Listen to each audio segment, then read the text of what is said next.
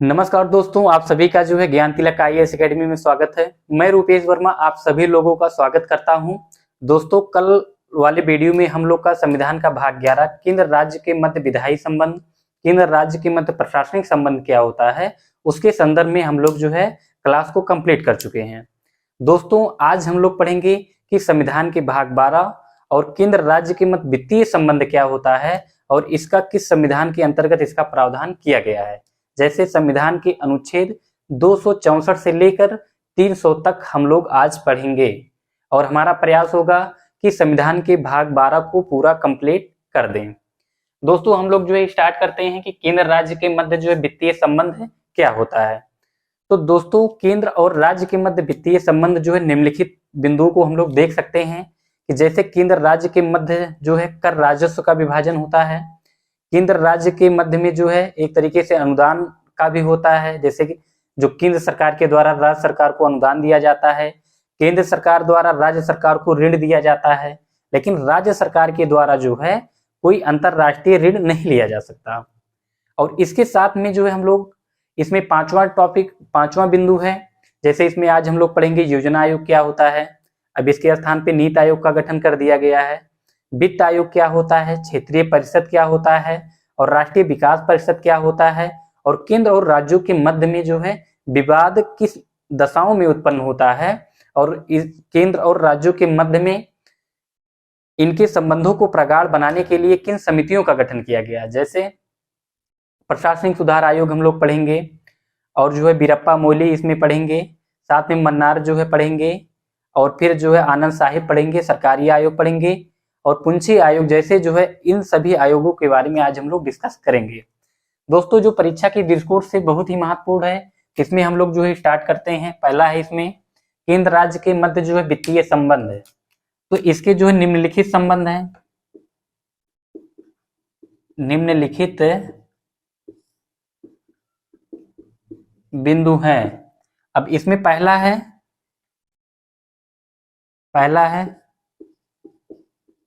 कर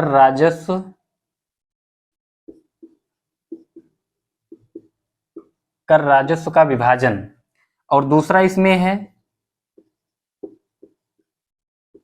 केंद्र द्वारा राज्यों को दिया जाने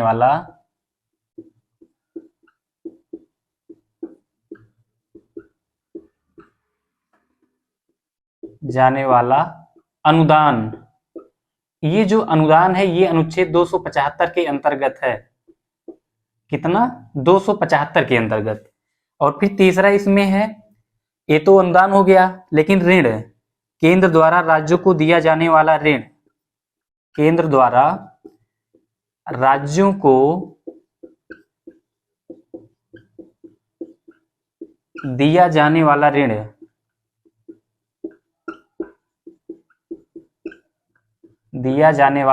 ऋण, लेकिन जो है इसमें राज्य सरकार कोई अंतरराष्ट्रीय ऋण नहीं ले सकती है। राज्य सरकार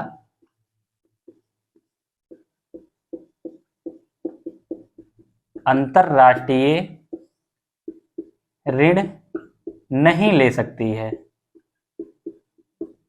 सकती है। और फिर हमारा इसमें ये चौथा बिंदु है, ये तो इसी के अंतर्गत आ जाएगा।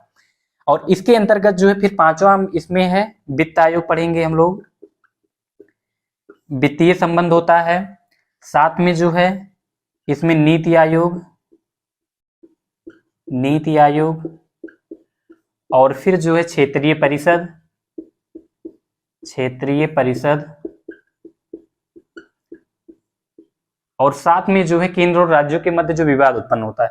तो दोस्तों, अब हम पहले देखेंगे कि जो है कर राजस्व का विभाजन, केंद्र और राज्यों के मध्य में जो है कर राजस्व का विभाजन कैसे किया जाता है, ऐसे कौन से विषय हैं जिस पर जो है विभाजन किया जाता है। तो हम पहला इसमें देखते हैं कि केंद्र राज्य के मध्य जो है विभाजन देखा जाएगा। अब इसमें सीधे क्वेश्चन पूछा गया है कि केंद्र द्वारा राज्यों को दिया जाने वाला अनुदान जो है ये संविधान के किस अनुच्छेद के अंतर्गत दिया जाता है। तो संविधान के अनुच्छेद 275 के अंतर्गत जो है ये अनुदान दिया जाने का प्रावधान किया गया है। जबकि केंद्र द्वारा राज्यों को भी ऋण दिया जाता है। अब जो ऋण दिया जाता है इसकी सिफारिश कौन करता है? इसमें वित्तीय आयोग क्या होता है, नीति आयोग के संदर्भ में वही हम लोग जो है पढ़ेंगे। तो दोस्तों हम इसमें पहले देखते हैं कर राजस्व का विभाजन क्या है। कर राजस्व का विभाजन, कर राजस्व का विभाजन, कर राजस्व का विभाजन। दोस्तों इसमें कर राजस्व का विभाजन का तात्पर्य यह है कि केंद्र और राज्यों के मध्य में कर राजस्व का विभाजन। जैसे हम इसमें उदाहरण के तौर पर देखते हैं, पहले उदाहरण जैसे उत्पाद, इसके अंतर्गत दो आते हैं, एक आता है आयकर, आयकर, और दूसरा आता है उत्पाद शुल्क, उत्पाद शुल्क, उत्पाद शुल्क। अब दोस्तों इसमें जो आयकर होता है और उत्पाद शुल्क होता है, जो किसी व्यक्ति के आय पर जो लगता है, इनकम पर जो लगता है, उसी को आयकर कहा जाता है। लेकिन आयकर जो होता है इसे क्या किया जाता है, इसे जो है इसे लगाना, वसूलना और उपभोग करना, उपभोग करना। तो दोस्तों इसमें जो आयकर होता है, ये आयकर जो होता है इसे केंद्र सरकार जो है लगाती है और वसूलती भी है, लेकिन उपभोग जो है राज्य सरकारों के साथ जो है करती है। इसमें लगाना वसूलना जो है ये केंद्र सरकार करती है, केंद्र सरकार, और उपभोग, ये उपभोग कौन करेगा, इसमें केंद्र भी करेंगे और राज्य भी करेंगे, राज्य।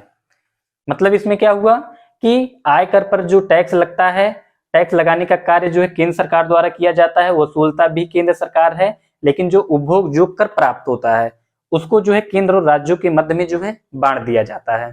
जैसे हम मान लेते हैं एग्जाम्पल के तौर पर, ये तो उत्पाद शुल्क है, उत्पाद शुल्क में भी वही चीज होता है, उत्पाद शुल्क पर भी कर लगाने का और कर वसूलने का कार्य जो है केंद्र सरकार का होता है, लेकिन उसका उपभोग जो है केंद्र और राज्य दोनों मिलकर करते हैं।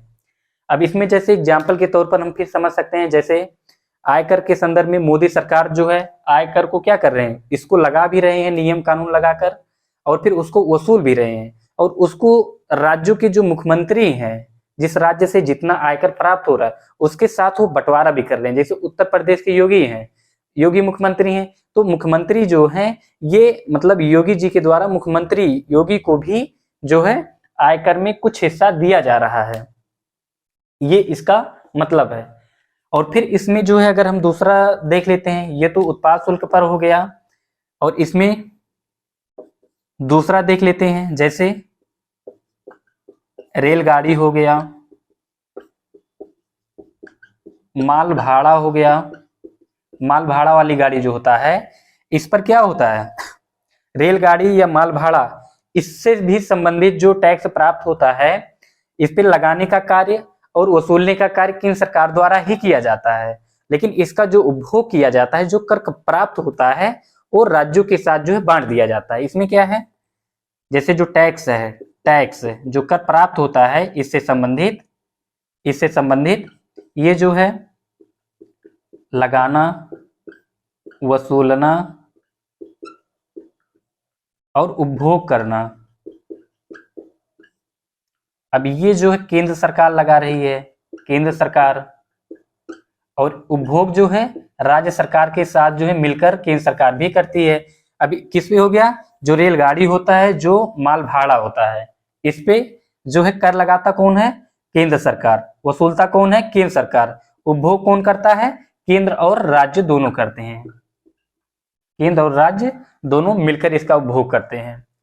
इसी के साथ जो हम लोग देखेंगे जो समाचार पत्र होते हैं, तीसरा पॉइंट क्या है, बार बार यह जो है प्रश्न पूछा गया है परीक्षा में, और तीसरा इसमें है समाचार पत्रों पर, समाचार पत्रों पर, जो समाचार पत्र होते हैं उस पर भी लगाना और वसूलने का कार्य जो है केंद्र का ही होता है, लेकिन राज्यों के साथ जो है उसका उपभोग किया जाता है, बंटवारा कर दिया जाता है।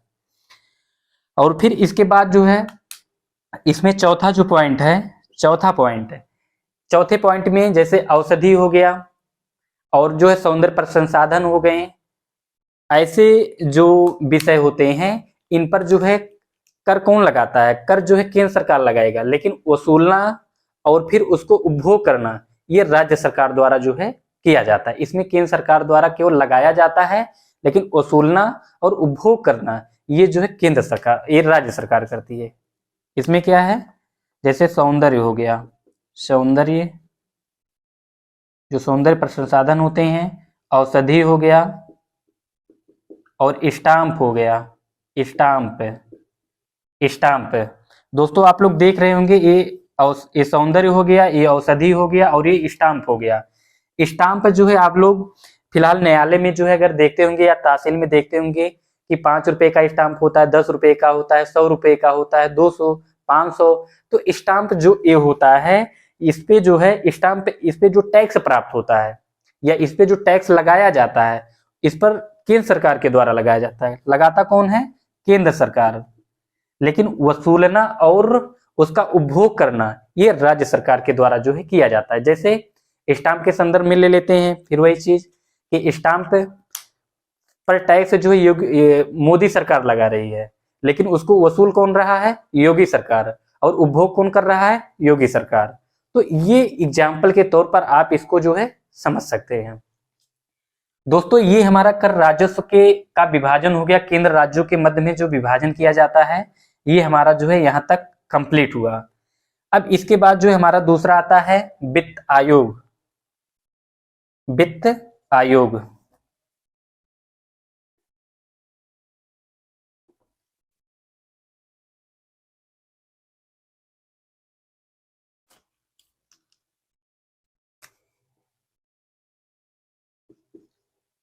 वित्त आयोग अनुच्छेद 280 के अंतर्गत जो है प्रावधान किया गया है। दोस्तों वित्त आयोग, जैसा कि दोस्तों आप लोग जानते होंगे कि वित्त आयोग जो है ये राष्ट्रपति के द्वारा 5 वर्ष के अंतराल पर किया जाता है, और इसमें जो है अध्यक्ष सहित 5 सदस्य होते हैं, और इनका जो कार्य होता है, इनका जो शैली होता है, वो केंद्र और राज्यों के मध्य में कर राजस्व का वितरण करते हैं, उसकी सिफारिश करते हैं, और केंद्र द्वारा राज्यों को दिया जाने वाला जो अनुदान होता है उसकी सिफारिश करते हैं। और अगर राष्ट्रपति के द्वारा वित्त आयोग को जो है कोई कार्य सौंपा जाता है वित्तीय व्यवस्था को सुदृढ़ करने हेतु, तो ऐसी दशाओं में जो है क्या किया जाता है? वित्त आयोग को वो कार्य करना होता है। वित्त आयोग जब वो कार्य कर लेगा तो अपनी जांच रिपोर्ट जो है राष्ट्रपति को प्रस्तुत करेगा। अगर राष्ट्रपति वित्त आयोग की सिफारिश को नहीं मानते हैं तो इसका कारण संसद को बताना होगा। और वित्त आयोग के प्रथम जो है अध्यक्ष इसमें केसी नियोगी थे, लेकिन वर्तमान में जो है वित्त आयोग के अध्यक्ष ये नंद किशोर सिंह जो है, यशयन सिंह जो है। तो इसमें हम लोग देख सकते हैं कि वित्त आयोग का गठन जो है, गठन हम पहला देखते हैं, गठन जो गठन किया जाता है 5 वर्ष के अंतराल पर। पहला पॉइंट है 5 वर्ष के अंतराल पर राष्ट्रपति के द्वारा जो है इसका गठन किया जाता है, राष्ट्रपति द्वारा। और फिर इसमें अध्यक्ष सहित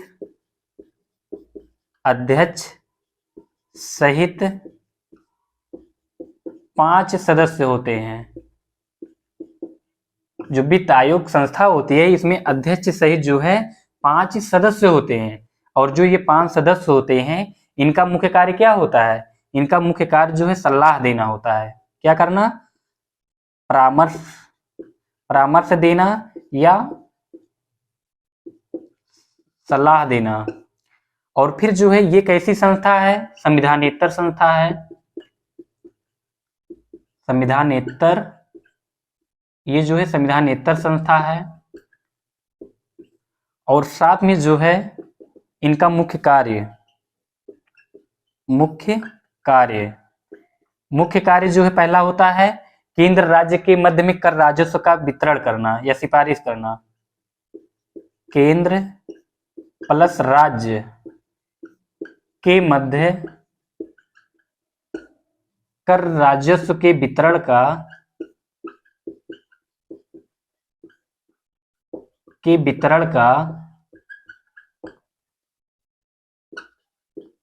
सिफारिश करना। दोस्तों वीडियो अच्छी लगे तो प्लीज वीडियो को लाइक करिए, चैनल को सब्सक्राइब करिए, नए हो तो जो है शेयर करिए, सब्सक्राइब करिए। और फिर जो है इसमें दूसरा पॉइंट क्या है? दूसरा पॉइंट जो है कर राजस्व का जो है इसमें मेन की पॉइंट क्या है, कर राजस्व हो गया। और दूसरा क्या है, अनुदान। दूसरा पॉइंट क्या है, अनुदान, अनुच्छेद 275 के तहत जो दिया जाता है। अनुदान में जो है केंद्र द्वारा राज्यों को दिया जाने वाला अनुदान की सिफारिश भी जो वित्त आयोग करता है। और फिर इसमें तीसरा है वित्तीय सुदृढ़ता। वित्तीय सुदृढ़ता, वित्तीय सुदृढ़ता हेतु राष्ट्रपति द्वारा अगर कोई कार्य जो है, सुदृढ़ता हेतु राष्ट्रपति द्वारा कोई कार्य जो है वित्त आयोग को सौंपा जा रहा है तो उसे करना होगा। ठीक, अब दोस्तों देखिए इसके संदर्भ में, अगर वित्त आयोग के संदर्भ में मेंस में आंसर राइटिंग करने के लिए आता है तो इसमें हम लोग के द्वारा जो है कैसे किया जाता था, मैं अपना एक्सपीरियंस भी इसमें शेयर कर रहा हूं। और साथ में जो है कैसे प्री में जो है क्वेश्चन पूछा जाता है या अन्य प्रतियोगी परीक्षाओं में जो पूछा जाता है उसको जो है, जैसे इसमें पहला महत्वपूर्ण प्रश्न क्या है, वित्त आयोग का गठन जो है या वित्त आयोग के गठन का प्रावधान संविधान के किस अनुच्छेद के अंतर्गत किया गया है, तो संविधान के अनुच्छेद 280 के तहत वित्त आयोग का जो है गठन का प्रावधान किया गया है। लेकिन ये जो गठन किया जाता है वित्त आयोग का जो गठन किया जाता है ये किसके द्वारा किया जाता है, तो राष्ट्रपति के द्वारा किया जाता है। लेकिन इस वित्त आयोग जो ये संस्था होती है ये, इसका कार्यकाल कितना होता है, तो ये 5 वर्ष के अंतराल पर जो है इसका गठन किया जाता है। आपका 4 प्रश्न हुआ। और साथ में इसमें जो है कितने लोग कार्य करते हैं, पहला बता दिया गया कि इसमें अध्यक्ष होते हैं और साथ में जो है अध्यक्ष सहित 5 सदस्य होते हैं। लेकिन अब इतने सदस्य तो होते हैं, लेकिन वित्त आयोग का मुख्य कार्य क्या होता है, मुख्य कार्य जो है इनका परामर्श देना या सलाह देना। अब भाई ये किससे संबंधित परामर्श देंगे, किससे संबंधित सलाह देंगे, जो है वही सलाह देंगे जिसलिए इनका गठन किया गया है। तो केंद्र वित्त आयोग का गठन किस लिए किया गया है, इसीलिए किया गया है कि केंद्र और राज्य के मध्य में कर राजस्व का वितरण करें। कर राजस्व के संदर्भ में भी हम लोग पीछे पढ़ चुके हैं, आयकर हो गया, उत्पाद शुल्क हो गया, रेलगाड़ी हो गया, रेल भाड़ा हो गया, समाचार पत्र हो गए, और फिर जो है औषधि हो गया, स्टाम्प हो गया। इनके संदर्भ में क्या किया जाता है कि कर राजस्व का विभाजन वितरण की सिफारिश करते हैं। और साथ में जो है केंद्र द्वारा राज्यों को दिया जाने वाला अनुदान, राज्य सरकार को केंद्र सरकार द्वारा कितना अनुदान देना है इसकी सिफारिश वित्त आयोग ही करता है। साथ ही साथ जो वित्तीय सुदृढ़ता, अगर वित्तीय व्यवस्था को स्ट्रॉन्ग करना है सरकार द्वारा तो इसमें राष्ट्रपति वित्त आयोग को जो कार्य सौंपेगा वित्त आयोग वह कार्य करेगा। यहां तक आपका कंप्लीट हुआ। लेकिन इसमें क्या है फिर आगे कि यह कैसी संस्था है, यह एक संविधानेतर जो है संस्था है, ये जो है वित्तीय आयोग। अब इसके बाद यहां तक तो हो गया, कार्य सौंपेगा। लेकिन दोस्तों एक बात इसमें और है कि जैसे वित्तीय आयोग जो होता है, वित्त आयोग जो है अपनी जांच रिपोर्ट, जैसे जो संस्था होती है ये अपनी जांच रिपोर्ट जो है राष्ट्रपति को देते हैं। किसको देंगे, जैसे ये जो है रिपोर्ट, जो जांच रिपोर्ट होती है ये जो है किसको देंगे, राष्ट्रपति को देंगे।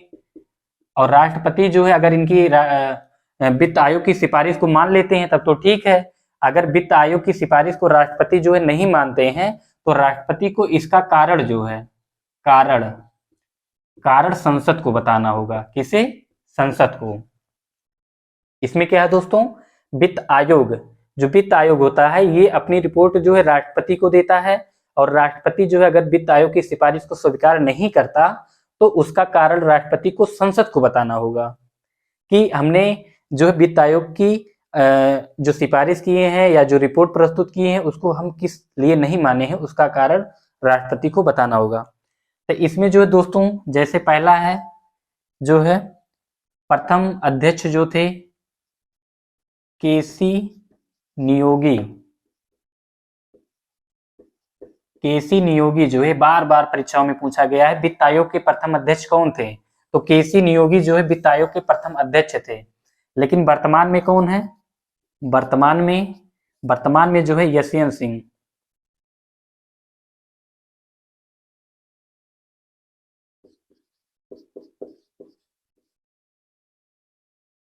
नंद किशोर सिंह, यन के सिंह इनका नाम है, शॉर्ट में यन के सिंह कहा जाता है इनको, जो है वर्तमान में नंद किशोर सिंह जो है हैं।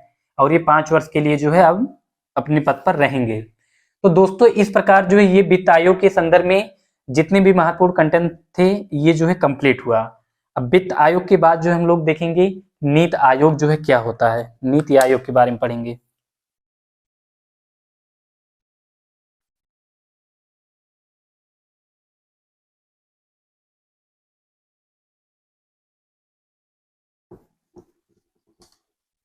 या नीति आयोग को पढ़ने से पूर्व जो है हम लोग देख लेते हैं कि नीति आयोग से पहले जो है योजना आयोग था। तो योजना आयोग के बारे में कुछ महत्वपूर्ण बिंदु को देख लेते हैं। योजना आयोग, योजना आयोग, योजना आयोग जो है ये इसमें 15 मार्च 1950 15 मार्च 1950 ईस्वी को जो है इसका गठन किया गया था। ये भी क्या है, एक संविधानेतर संस्था है, संविधानेतर संस्था है। और इसका जो निर्माण किया गया था, निर्माण मंत्रिमंडलीय संकल्प द्वारा, मंत्रिमंडलीय संकल्प द्वारा जो है किया गया था इसका निर्माण। और इसमें जो है नीति आयोग की तरह ये भी कार्य करता है, जैसे वो नीचे से लेकर ऊपर तक। लेकिन इसमें जो है फिलहाल इसको समाप्त कर दिया गया, इसको ज्यादा पढ़ने से कोई विशेष मतलब नहीं है। बस मेन चीज है 15 मार्च 1950 ईस्वी को जो है इसका गठन किया गया था। ये एक संविधानेतर संस्था थी। इसका निर्माण मंत्रिमंडलीय संकल्प द्वारा किया गया था और यह इसका कार्य जो है परामर्श देना भी था, परामर्श देना। लेकिन अगर हम क्षेत्रीय परिषद, राष्ट्रीय विकास परिषद को देखते हैं, राष्ट्रीय विकास परिषद जो बार बार आया है, राष्ट्रीय विकास परिषद, राष्ट्रीय विकास परिषद दोस्तों बार बार जो है ये महत्वपूर्ण कंटेंट है। राष्ट्रीय विकास परिषद का गठन जो है 6 अगस्त 1952 में, 6 अगस्त 1952 में जो है किया गया था। ये भी एक संविधानेतर संस्था है और जो है इसी तरीके से ये भी इसका कार्य होता है परामर्श देना। अब लेकिन वर्तमान में जो है सबसे विस्तृत हम लोग पढ़ेंगे कि नीति आयोग को, नीति आयोग का जो है प्रावधान जो है कैसे किया गया है, क्या किया गया है। ये चीज जो है आपका बार बार क्वेश्चन जो है पूछा गया है। इसका गठन 15 मार्च 1950 को, राष्ट्रीय विकास परिषद का गठन जो 6 अगस्त 1952 को किया गया था। अब हम लोग अपने टॉपिक पे आते हैं, NITI Aayog.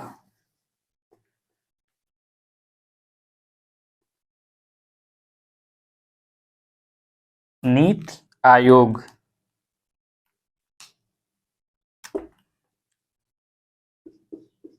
NITI Aayog,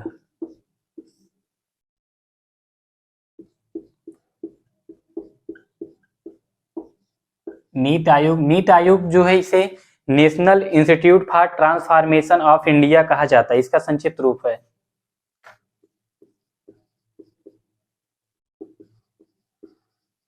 national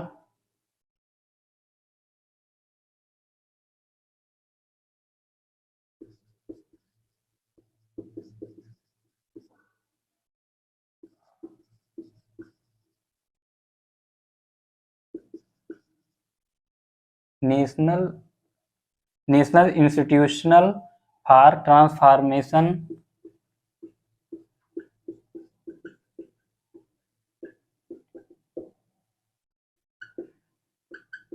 of India, of India. दोस्तों आप लोग इसको देख लीजिएगा, national institutional for transformation of India जो है इसका ये संक्षिप्त रूप है, नीति आयोग का जो है संक्षिप्त रूप है। अब इसमें जो है हम लोग देखेंगे नीति आयोग, नीति आयोग जो है ये तो इसका संक्षिप्त रूप हो गया, बार बार इसका संक्षिप्त रूप भी पूछा गया पेपर में। लेकिन नीति आयोग जो है योजना आयोग का स्थान लेगा, किसका स्थान लेगा, स्थान योजना आयोग का, योजना आयोग का स्थान लेगा। अब योजना आयोग का स्थान तो लेगा, लेकिन इसका गठन कब किया गया था, गठन जो है 1 जनवरी 2015 को। इसका पूछा गया बार बार पेपर में कि नीति आयोग का गठन जो है कब किया गया था। 1 जनवरी 2015 को नीति आयोग का जो है गठन किया गया था। अब इसका तो गठन किया गया, लेकिन इसमें शामिल कौन होता है? जो आयोग बना है इसमें शामिल कौन होता है? तो इसमें जो होते हैं इसका पदेन अध्यक्ष, ये भी एक संविधानेतर संस्था है, संविधानेतर संस्था है, संविधानेतर संस्था है। परामर्श देना मुख्य कार्य है, परामर्श देती है। और फिर जो है इसके, अगर हम यहां से जो है फिर देखते हैं, यहां से पदेन अध्यक्ष कौन होता है? नीति आयोग का पदेन अध्यक्ष पीएम, पदेन अध्यक्ष पीएम होते हैं और उपाध्यक्ष भी पीएम होते हैं, उपाध्यक्ष भी पीएम।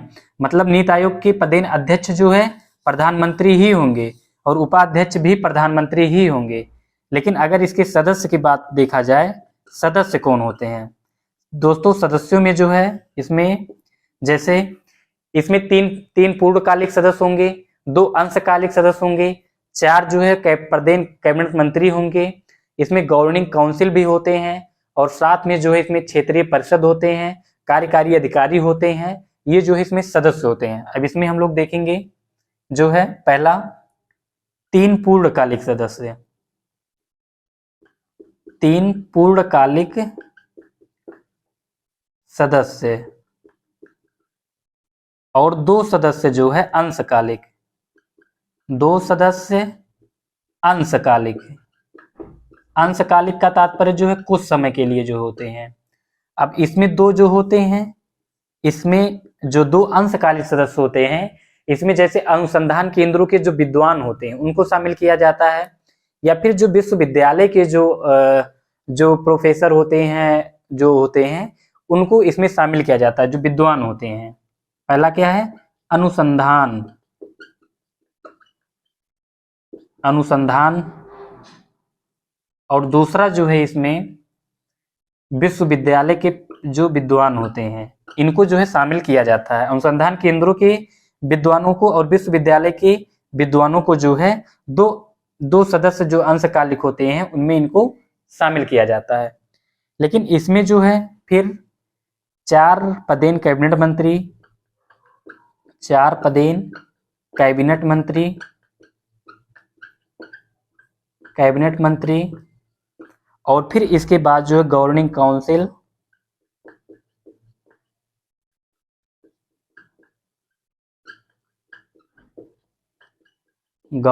काउंसिल, क्षेत्रीय परिषद,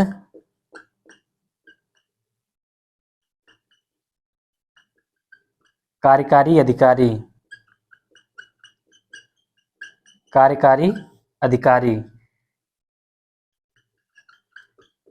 दोस्तों अगर आप लोग को दिख रहा होगा, ठीक है, नहीं हम बोलकर जो इसको बता दे रहे हैं कि इसमें जो सदस्य होते हैं, इसमें जो है 3 पूर्णकालिक सदस्य होते हैं, 2 अंशकालिक सदस्य होते हैं। 2 अंशकालिक सदस्यों में जो है इसमें अनुसंधान केंद्रों के विद्वान को शामिल किया जाता है और विश्वविद्यालय के विद्वान को शामिल किया जाता है। 4 पदेन कैबिनेट मंत्री होते हैं और इसमें जो है गवर्निंग काउंसिल का तात्पर्य इसमें यह है कि इसमें राज्यों के मुख्यमंत्री भी शामिल होते हैं और केंद्र शासित प्रदेशों के जो प्रशासक होते हैं उनको इसमें शामिल किया जाता है। किसको जो है यहाँ पर हम डायग्राम बना दे रहे हैं कि इसमें राज्यों के मुख्यमंत्री को, राज्यों के सीएम और फिर जो है सिटी, सेंट्रल टेरिटरी कि इसके जो प्रशासक होते हैं, इनको जो है इसमें शामिल किया जाता है। किसमें? गवर्निंग काउंसिल में। और फिर जो क्षेत्रीय परिषद होते हैं, क्षेत्रीय परिषद में भी वही सेम होता है कि इसमें राज्यों के मुख्यमंत्री को शामिल किया जाएगा और जो है जो केंद्र शासित प्रदेश के प्रशासक होंगे क्षेत्रीय परिषद में, ये भी इनके सदस्य होते हैं। और कार्यकारी जो अधिकारी होते हैं ये सचिव स्तर के होते हैं, सचिव स्तर के। ये दोस्तों आप लोग का यहां तक कंप्लीट हुआ कि ये सचिव स्तर के होते हैं। लेकिन अभी इनका मुख्य कार्य क्या होता है, ये क्या करते हैं? अब इसमें जो है अगर हम मुख्य कार्य को अगर यहाँ पर देख लेते हैं, फिर अभी इसको बताएंगे कि मेंस में कैसे यहाँ से आंसर राइटिंग करने में सुविधा मिलता है। जैसे दोस्तों जो नीति आयोग होता है, एक तरीके से इसका मुख्य कार्य और देख लेते हैं। मुख्य कार्य नीति आयोग का मुख्य कार्य जो होता है, ये थिंक टैंक के रूप में, क्या थिंक टैंक के रूप में कार्य करते हैं। और थिंक टैंक के रूप में कार्य करते हैं, इसमें जो है क्या होता है, ये थिंक टैंक के रूप में कार्य करने का मतलब क्या होता है कि इसमें जो वित्त आयोग, जो ये नीति आयोग होते हैं, नीति आयोग के ये सभी सदस्य मिलकर, अध्यक्ष मिलकर, प्रधानमंत्री मिलकर, राज्यों के मुख्यमंत्री मिलकर, सब जो है देश के विकास के लिए जो है एक रणनीति बनाते हैं, एक विकासकारी योजना का निर्माण करते हैं। और इसका जो ट्रांसफर होता है, जो संक्रमण होता है, वो नीचे से ऊपर की ओर होता है। कहने का तात्पर्य कि जब राज्य के मुख्यमंत्री है, उनसे भी सलाह लिया जा रहा है, भाई विकास के संदर्भ में ऐसे अगर कार्य किया जाए तो क्या उचित है या अनुचित है। और केंद्र शासित प्रदेशों का प्रशासक से भी उसमें सलाह लिया जा रहा है।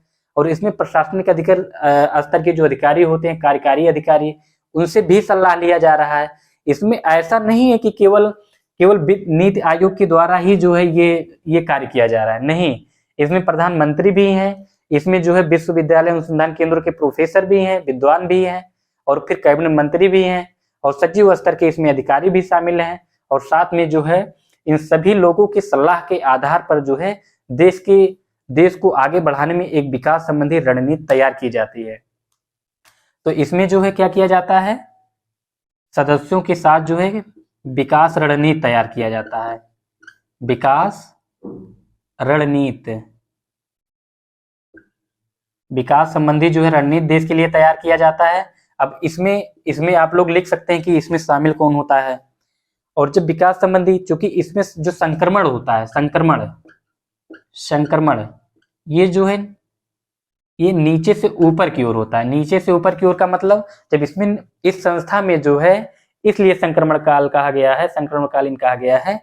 इसमें जब केंद्र शासित स्तर के और फिर जो है इसमें केंद्र शासित स्तर के और राज्यों के मुख्यमंत्री से जब सलाह लेने की बात हो रही है, तो इसमें ये कहा गया है कि भाई जब यहाँ पर निचले स्तर से लोगों से सलाह लेकर फिर विकास के लिए तैयार किया जाएगा, तो केंद्र और राज्यों के मध्य में जो विवाद की स्थिति उत्पन्न होती है, उसमें भी कहीं ना कहीं समस्या के समाधान में जो है मजबूती मिलेगी। एक तरीके से केंद्र और राज्यों के मध्य में सौहार्दपूर्ण संबंध स्थापित हो सकता है। तो इसमें जो है क्या हुआ, सौहार्दपूर्ण जो है संबंध, सौहार्दपूर्ण संबंध है। अब इसमें एक शब्द ऐसा भी डाल सकते हैं कि जैसे इसमें राज्यों के या केंद्र शासित प्रदेशों के या विद्वानों के जो है एक तरीके से सहयोग होता है, सहभागिता रहता है। ठीक। अब दोस्तों इसमें आप लोग देख सकते हैं कि इसका अगर आंसर राइटिंग करने के लिए आ जाता है, तो नीति आयोग के गठन लिखिए, नीति आयोग की संरचना लिखिए, या नीति आयोग के मुख्य कार्यों का जो है संक्षिप्त वर्णन कीजिए या विश्लेषण कीजिए या उसका व्याख्या करिए। तो इसमें आप लिख सकते हैं नीति आयोग का इसमें गठन क्या होता है, इसके अध्यक्ष सहित पदेन अध्यक्ष कितने होते हैं, और इसका मुख्य कार्य होता क्या है, और इसका मुख्य उद्देश्य क्या होता है, मुख्य उद्देश्य भी क्या होता है। तो दोस्तों इससे संबंधित जो क्वेश्चन बार बार पूछा गया है, जैसे हो गया कि इसका गठन हो गया या नीति आयोग हो गया, इसका संक्षिप्त रूप क्या होता है, और फिर जो है इसका गठन हो गया, और गठन के बाद एक ऐसी संस्था है, एक परामर्श देने वाली सलाहकारी संस्था है, कितने लोग शामिल होते हैं, और फिर जो इनका मुख्य कार्य क्या होता है, ये जो है आप लोग के समक्ष जो है प्रस्तुत है। दोस्तों ये तो नीति आयोग जो है कंप्लीट हुआ। अब नीति आयोग के बाद जो है हम लोग का टॉपिक है केंद्र और राज्यों के मध्य विवाद के मुद्दे कौन से हैं।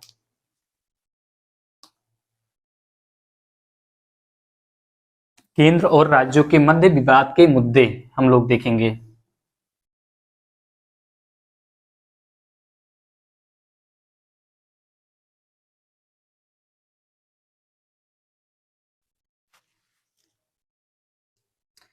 केंद्र राज्य के मध्य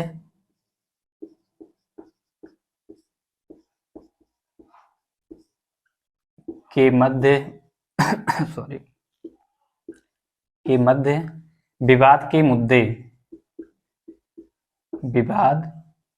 के मुद्दे, दोस्तों हम लोग ये पढ़ेंगे केंद्र और राज्यों के मध्य में जो विवाद के मुद्दे, जैसे कि अगर इसको व्यवहारिक दृष्टिकोण से भी देखा जाएगा, वर्तमान में कई ऐसे भी राज्य हैं, 2 3 4 जो भी राज्य हैं, वहां पर जो है केंद्र मतलब केंद्र में जो है अधिकांश राज्यों में जो है केंद्र सरकार की सरकार, जैसे भाजपा की सरकार है, और अन्य कई ऐसे राज्य हैं जिनमें कांग्रेस की सरकार है। तो वहां पर क्या है, इन दोनों के मध्य में, केंद्र और राज्यों के मध्य में देखेंगे तो कहीं ना कहीं जो है एक तरीके से मनमुटाव की स्थिति या एक तरीके से आपस में मतभेद की स्थिति जो है दिखाई पड़ता है। अर्थात जो सौहार्दपूर्ण संबंध होना चाहिए केंद्र और राज्यों के मध्य में, वो चीज दिखाई नहीं पड़ता है। तो इसको हम थोड़ा पूर्व में जाकर जो है देखते हैं कि केंद्र और राज्यों के मध्य में विवाद के मुद्दे कौन से रहे हैं। जैसे इसमें पहला मुद्दा क्या है, पहला इसमें ये कहा गया कि 1967 से पहले केंद्र और राज्यों में जो है, केंद्र और राज्य में किसकी सरकार थी, कांग्रेस की सरकार थी 1967 से पहले। तब उसमें क्या था, केंद्र और राज्यों के मध्य जो है विवाद की स्थिति उत्पन्न नहीं होती थी। लेकिन जब 1967 के बाद जो है केंद्र में जो है कांग्रेस की सरकार रही, और फिर जो है अदर राज्य में जो है वहां पर कई राज्य सरकारें, विपक्षों की राज्य सरकारें बन गई। तो वहां पर क्या हुआ, राज्य सरकारों के द्वारा केंद्र सरकारों के ऊपर जो है सौतेले का व्यवहार जो है लगाना शुरू कर दिया गया। अब इसमें सौतेले का तात्पर्य क्या है, भाई आप तो आरोप लगा सकते हैं कि ठीक है केंद्र सरकार हमको अनुदान नहीं दे रही है, हमको कर राजस्व में वितरण ठीक से नहीं हो पा रहा है, हमको केंद्र द्वारा ऋण नहीं उपलब्ध मिल पा रहा है समय से, है। तो इस सभी चीजों के संदर्भ में जो है इसमें हम देख सकते हैं कि ये बार बार क्वेश्चन भी इससे भी देखा गया है। 1967 से पूर्व जो है केंद्र में कांग्रेस की सरकार थी, कांग्रेस की सरकार थी। लेकिन बाद में 1967 के पश्चात जो है अनेक विपक्षी सरकारें बन गई, अनेक विपक्षी दल की सरकारें बन गई। कहां पर बन गई, राज्य में जो बन गई। तो जब बन गई तो इन विपक्षी दलों के द्वारा जो है, इन विपक्षी दलों द्वारा ये जो राज्य में थे, राज्य में तो विपक्षी दलों के द्वारा केंद्र पर जो है आरोप लगाया जाने लगा। कौन सा आरोप लगने लगा, सौतेले का आरोप लगने लगा। जब सौतेले का आरोप लगना शुरू हुआ तो फिर इसमें यह हुआ कि आखिर कौन से ऐसे मुद्दे हैं जो केंद्र राज्यों के द्वारा केंद्र पर आरोप लगाया जाता है। तो इसमें पहला मुद्दा निकल कर आया क्या कि जो है राष्ट्रपति शासन। पहला मुद्दा क्या था, राष्ट्रपति शासन।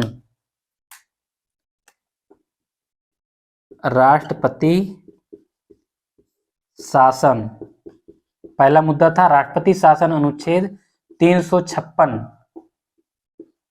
और फिर दूसरा मुद्दा था इसमें राज्यपाल का पद।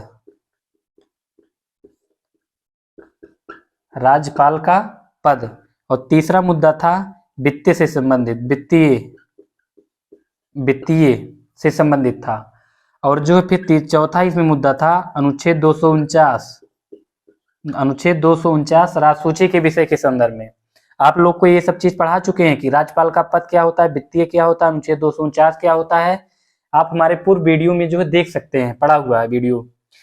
दोस्तों इसमें जैसे ये कहा गया कि राष्ट्रपति शासन, राज्य के द्वारा केंद्र पर यह आरोप लगाया गया कि जहां पर केंद्र सरकार की सरकार जिन राज्यों में नहीं बन पाई है, वहां पर ये जो है, चूंकि राष्ट्रपति शासन लगाने का कार्य राष्ट्रपति को होता है, और राष्ट्रपति जो है केंद्र सरकार के एक तरीके से केंद्र का संवैधानिक प्रमुख होता है। तो इन्हीं के द्वारा जो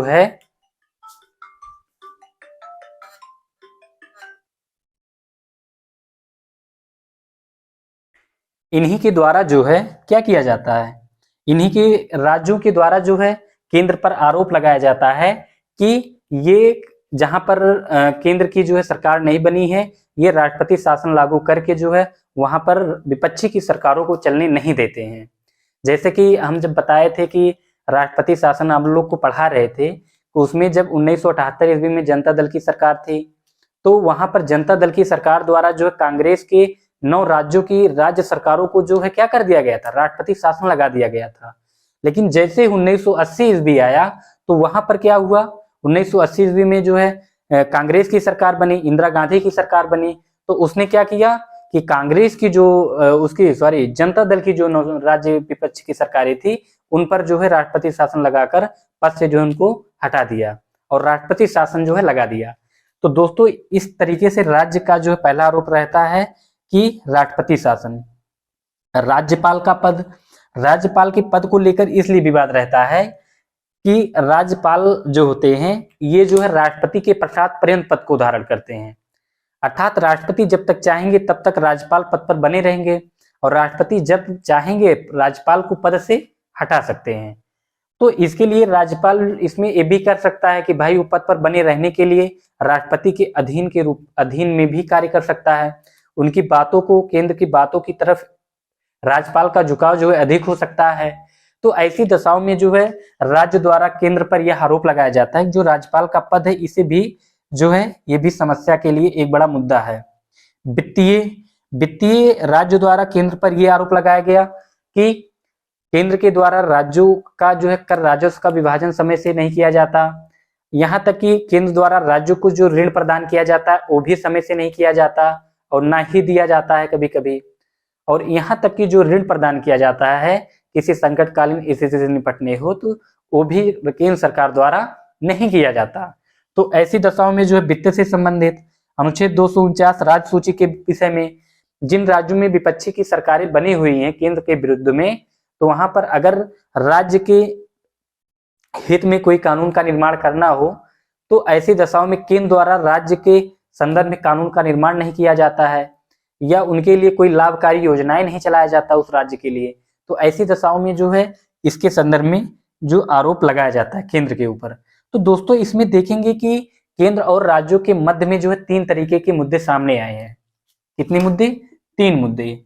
अगर हम इन 3 मुद्दों को जो है देखते हैं, पहला है विधायी मुद्दा भी आ जाता है, विधायी मुद्दा, और दूसरा है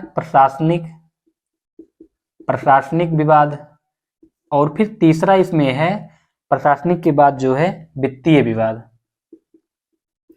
वित्तीय विभाग।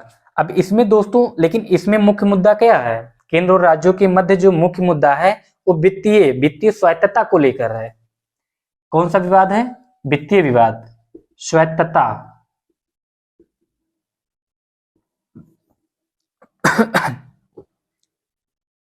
स्वायत्तता, वित्तीय विवाद में जो है स्वायत्तता की मांग राज्यों के द्वारा जो वित्तीय को लेकर स्वायत्तता की मांग की जाती है केंद्र सरकार द्वारा, वो भी नहीं किया जाता। तो दोस्तों ये जो है स्वायत्तता से संबंधित हुआ। अब इसमें जो है ये तो यहाँ तक ये तो विवाद हम लोग जो है देख लिए कि विवाद के मुद्दे कौन से हैं, ये तो मुद्दा देख लिए। लेकिन मुद्दा देखने के बाद हम इसमें ये पढ़ेंगे कि केंद्र और राज्यों के मध्य में जो है समय समय पर केंद्र और राज्यों के मध्य संबंध को प्रगाढ़ बनाने के लिए, संबंध को मजबूत बनाने के लिए जो है समय समय पर किन समितियों का गठन किया गया है। इसमें अब हम लोग पढ़ेंगे कि केंद्र राज्य के मध्य संबंध को प्रगाढ़ बनाने हेतु गठित आयोग।